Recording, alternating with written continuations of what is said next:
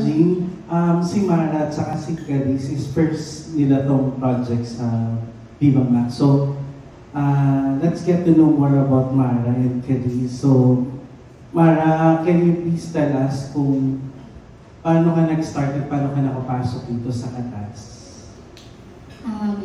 By the way, yun nga, ako si Mara and nahilig po talaga akong umarte since bata pa ako. And nag-start ako as talent sa Batang Quiapo. Kinuha ko po siya as Mamsang. Sumunod po dun is yung sa Love Before Sunrise. As background na halos nakabungguan si Bea Alonso. Then pangatlo po, nakuha po ako luckily sa TV5 as main cast sa Diego Romero action serye. Then doon na po ako nagkaroon ng time na pumunta sa Viva. Kasi meron pong talents na hinahanap sa Virgin Sister. This 2023 po siya, November, kung hindi po ako nagkakamali. And wala po sa script na magkakaroon po ako ng orgy. But nakitaan po ng director na baka pwede sila. So on the spot po, binigyan kami ng sex scene.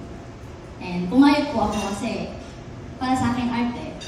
Then yun po, si Miss Kimi Halipa, doon po nagaling ang aking apelido. Sabi niya sa akin, sama ka sa akin, papakilala kita. So, ko, sige, wala namang problema. Gusto ko yung makita yung talento ko, hindi dahil sa puro hubad-hubad, kasi, di ba po? So yun, doon po nila ako na-discover sa Virgin Sister. And ito na lang, paano ka napapayag dito sa Katas na nag-all out ka rin ba dito? And ano yung mga naging preparation mo since first mo to with Viva Max? Binasa ko po ng napakadaming beses yung script kasi napakaganda. Paulit-ulit ko po inanalyze lahat ng characters, kung sino ako doon, kung paano ako aatake. And syempre po, thank you sa mga kasama ko. Sila po talaga, ginaid nila ako, especially yung Ida. Every time na tatanong ako, Ma'am, paano ba to? Like ganyan, sabihin nila, ganito yan anak. Ganyan. So siya yung tumayong po ng guide. Si Kuya Chester, bago din po ako pumunta ng taping.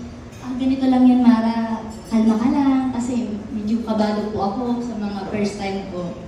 Well, sa pinakamahirap na preparation ko lang po siguro yung mag-diet. Kahit napagod ka na, kailangan unti lang kainin mo, then kailangan ma-memorize mo po yung script. Yun po. Thanks, Mara. Kay Carice muna tayo. Thank you po. Hello po. And so, paano ka ano ba background mo bago ka napasok sa Katas? Ito, paano ka nakapasok? Nag-start po ako sa YouTube po, nag-vlog po ako. And then also, nagti-TikTok din po ako. So, nag-viral po yung mga TikTok videos ko sa Facebook, nag-million views po, gano'n. And then, yung mga followers ko demanding, gusto ako mag-Viva Max. Kaya ayun, nag-join po ako, tinry ko. So yun, so paano ka nakapasok sa Katas? And ano yung ginawa mo dito na, ayun, share mo lang yung naging journey mo dito sa Katas. Actually po, hindi ko po in-expect na may project po agad ako after ko po mag-sign ng contract with Viva. Nagulat na lang po kung meron na pala akong project since sa Katas nga po. Tapos, since wala pa po talaga akong experience sa pag-acting, pero alam ko po sa sarili ko na gusto ko siyang gawin. Kaya nag-go na rin po ako. And then, parang in-schedule po agad kami for acting workshop, preparation sa taping mismo.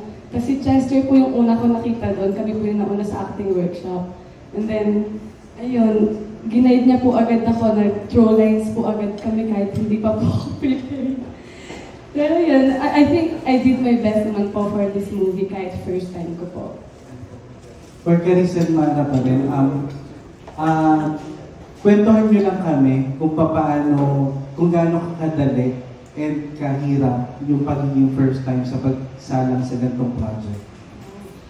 Actually, hindi po siya madali. Sobrang hirap po. But then, mas naging madali po siya dahil sa production team, sa mga katrabaho po, kay Direk, mas naging magaan po lahat. Ganun. Thank you, Mara. Yun, walang madali eh. Kapag siguro gusto mo yung ginagawa mo, lahat, pag pinaghihirapan mo. And yun nga po, katulad ng sinabi ng kasama ko po si Cariz, naging magaan lang po siguro, pero hindi madali. And ginayad po nila kami lahat from prod, from director, from co-actors, lahat po sila magaan katrabaho. So, last na lang to. Meron kayo ba may share na parang blooper since first time kayo? Ano yung mga suppose, parang hindi nyo alam, tapos doon nyo na lang natutunan with the help of direct, ganyan. Yung mga pwede nyo yung ma-share sa akin.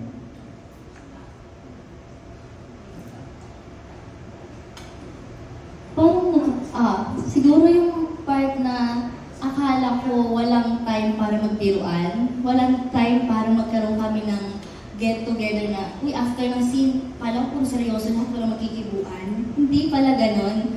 And kapag nahihirapan ka na, akala ko walang tutulong sa'yo. Kasi, matataas sa taong na to, kinakabahan ako, baka mamaya ma-out kami. Hindi po pala ganon. Mostly, kung sino pa yung mga matatagal na sa industriya, sila po talaga yung tutulong sa'yo. So, wala po talaga kaming nagiging hirap sa mga part na kasama ko sila. Thanks, Ma. Cariz, may pwede kayo share na blooper sa mga scenes mo? Yes po, huwag niyo po ako tatawanan, huwag akong judge. Meron po kami eksena sa palengke. And sobrang ingay po talaga. Tapos ang daming tao. So nakaka-distract po agad. Tapos I didn't know na bawal po palang mag-cut kapag, for example, nalimutan ko yung lines ko or na-distract ako. Nag-cut ako. Nakakahiya. Pagod na yung mga cameraman tapos nag-cut pa ako. So yun, I think doon ako na parang mali po pala yun, bawal pala yun. Thank you. Kay direct na lang, paano may nalalayan yung mga newbies natin na si Mara at si Cariz? Si Cariz po at si Mara, although they're new sa industry natin, yung nakikita ko yung drive naman nila nandun. So, alam naman nila yung ginagawa nila. And actually, yung role nila sa pelikulang to ay matapang po. Medyo matapang. And sila naman as person are very brave din na ilang tao. And they're willing to do naman what they were asked to do. And kaya naging madali para sa akin yung mga eksena. Hindi ako nahirapan sa dalawang. Thanks, Direk. Thanks, Jean. Thank you very much. That was Richard